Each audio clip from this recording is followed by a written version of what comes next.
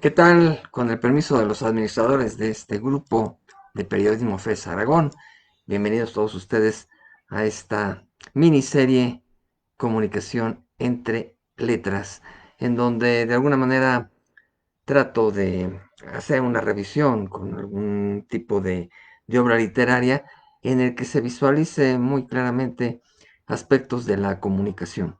Anteriormente he abordado fenómeno de la comunicación en su parte intrapersonal, interpersonal, intragrupal, intrafamiliar, con obras de Benedetti, de Kafka. Y la vez pasada sí ya me metí con aspecto de comunicación social con Un Mundo Feliz.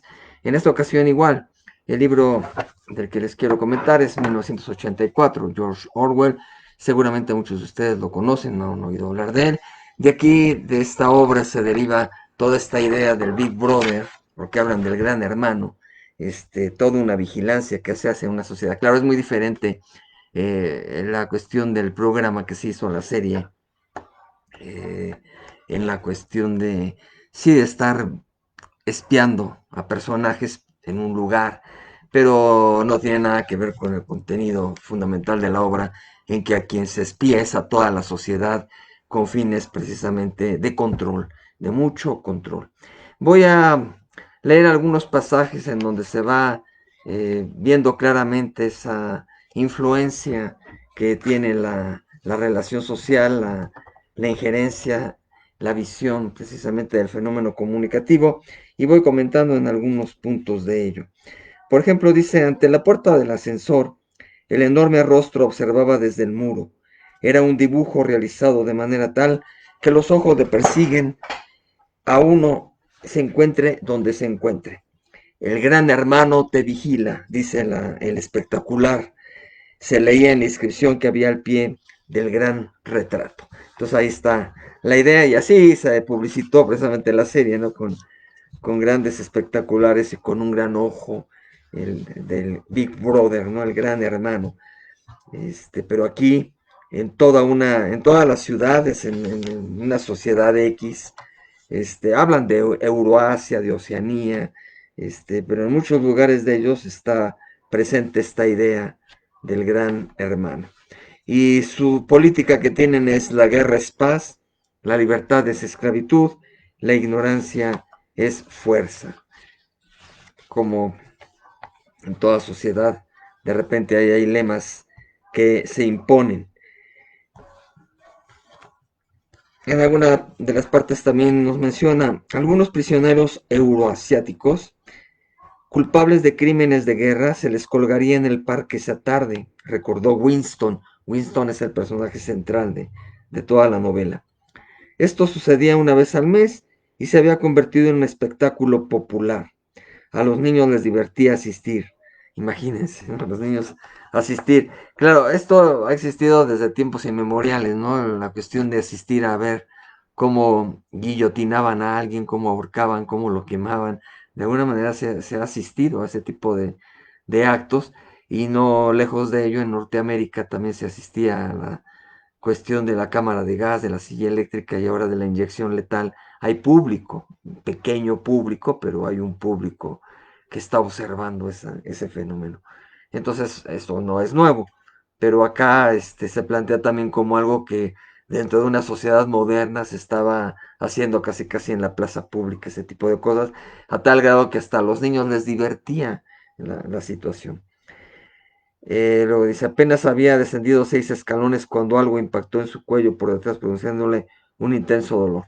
Bueno, ese es un pasaje que hay ahí dentro de la obra y los personajes que están existiendo en ello. Hay una parte que dice, Winston se acercó al hablescribe. Ese hablescribe pues es muy parecido a una cuestión de computadora, ¿no? Pero en el momento en que se escribió la obra, realmente todavía no se había desarrollado formalmente la computadora. Ya había, yo creo que algún vestigio, pero no formal. Y aquí hablan de un hablescribe. Sopló para expulsar el polvo que se acumulaba en el micrófono y se calzó los lentes. Luego desenrolló y agrupó con ayuda de un clip 4 pequeños cilindros de papel que cayeron del tubo neumático del lado derecho de la mesa de su oficina. Había unos llamados agujeros de la memoria, ¿no? Que también tiene que ver como con esta cuestión de la computación y de la computación primitiva en aquella que empezó con perforar tarjetas, ¿no? Realmente de todos modos era visionario esta, esta situación que plantea en la novela. El trabajo que realizaba Winston consistía en alterar las cifras originales para hacerlas coincidir en un todo con los datos reales. O sea, una manipulación increíble para modificar la historia, las noticias que había alrededor de lo que sucedía. Diariamente, y se diría minuto a minuto, el pasado era modificado a conveniencia precisamente de los gobernantes, ¿no? Había toda una cadena de secciones autónomas ocupándose de literatura, música, teatro y en general de todo lo que sirviera para entretener a los proletarios.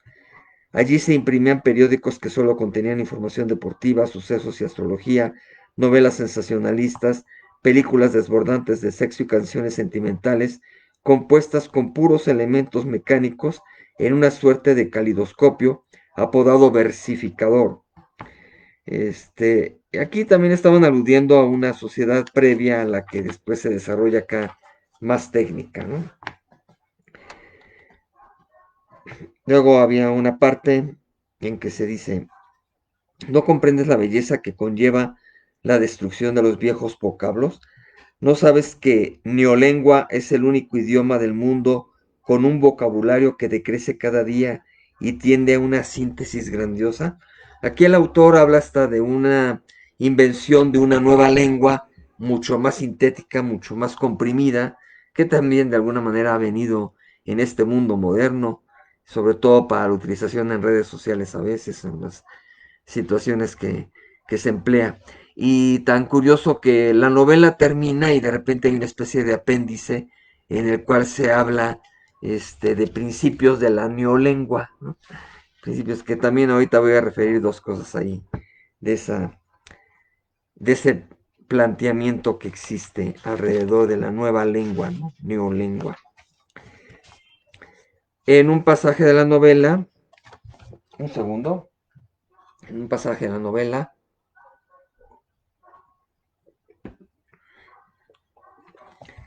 se está leyendo como una especie de documento, como de reglamento que impera dentro de la sociedad, específicamente referido a cómo está organizado el partido, que hay un partido único, ¿no? Que tampoco es novedad para las sociedades, muchas sociedades modernas, que incluso la nuestra, que en muchos años hubo prácticamente, aunque había varios partidos, había un partido único.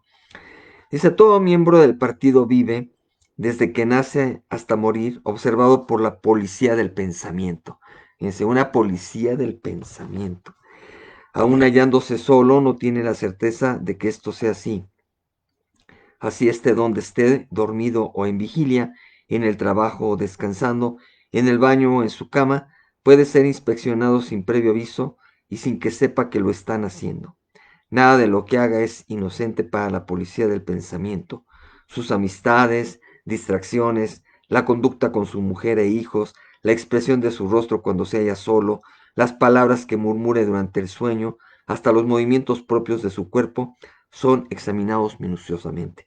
Esto a través precisamente de cámaras, que ahora pues ya también hay muchas cámaras alrededor. Claro, aquí llega el exceso de que hay cámaras dentro de los hogares, aunque a veces con esto de las máquinas, con esto del video, se dice que también a nivel satelital por ahí nos tienen vigilados, ¿no? Hay esas hipótesis, esos planteamientos alrededor de este fenómeno, ¿no? Entonces, pues también ya se ha cumplido mucho de esto. Incluso él hablaba de 1984, quizá llegó más tarde, ¿no? En los 90 la computación y después el desarrollo con el siglo XXI, pues ya de las redes sociales y de la tecnología más sofisticada que tenemos hoy en día y que todavía falta muchísimo más.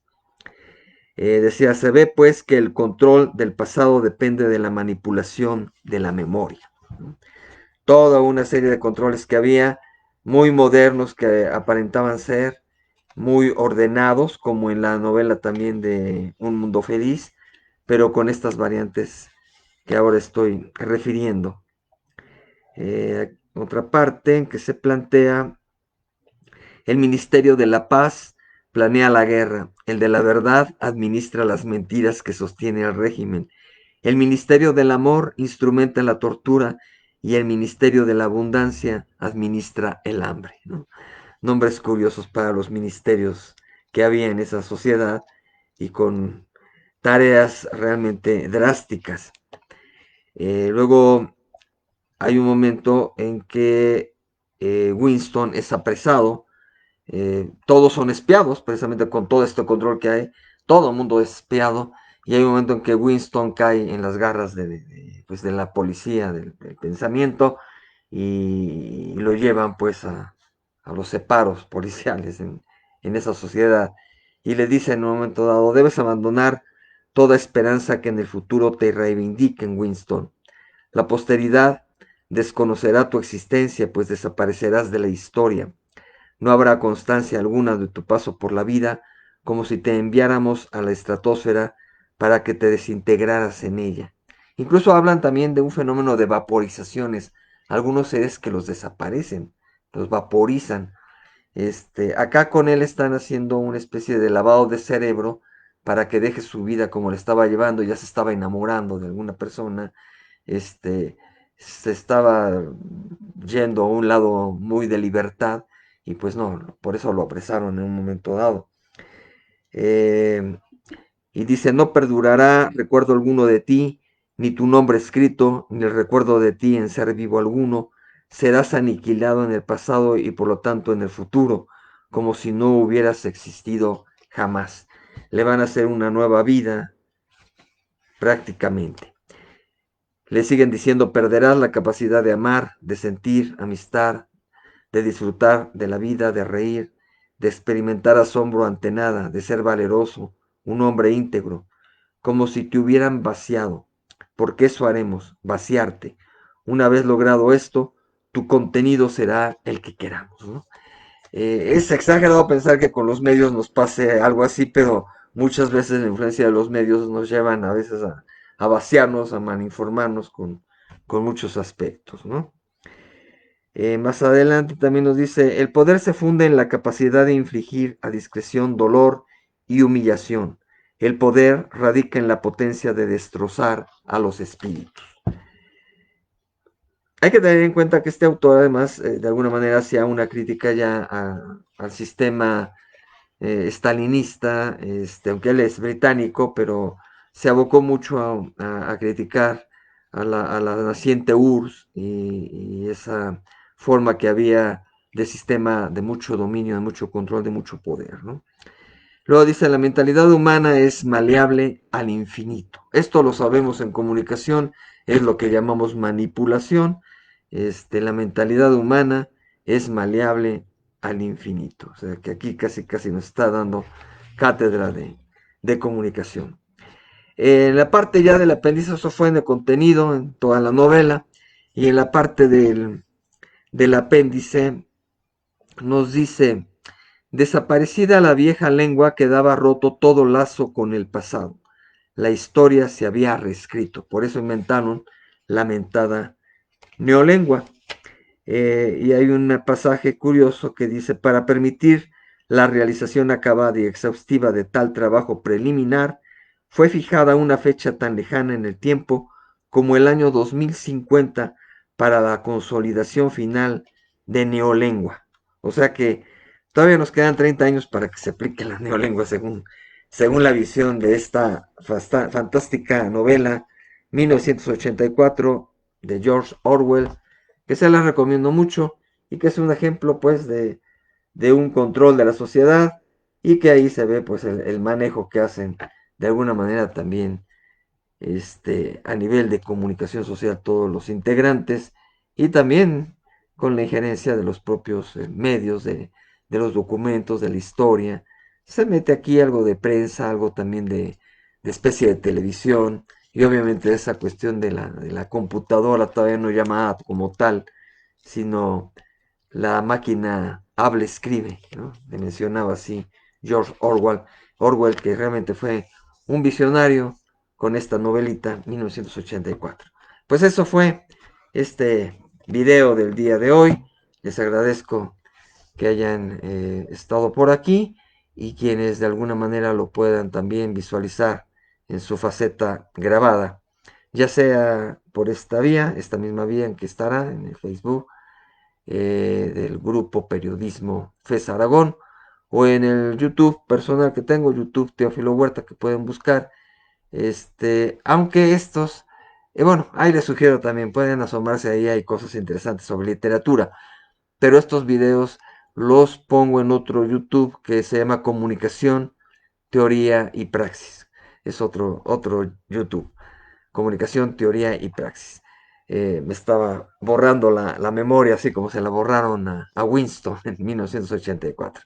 Pero bueno, ahí están los YouTubes. Uno a mi nombre personal, Teófilo Huerta, y donde subo estos abocados a la comunicación y otros temas también de comunicación, en Comunicación, Teoría y Praxis. Así que les agradezco la atención y la próxima semana tengo pensado platicar sobre otra interesante novela que se llama Focus en su nombre original, escrita por Arthur Miller. Así que por aquí nos podemos encontrar si ustedes tienen a bien. Muchas gracias y hasta luego.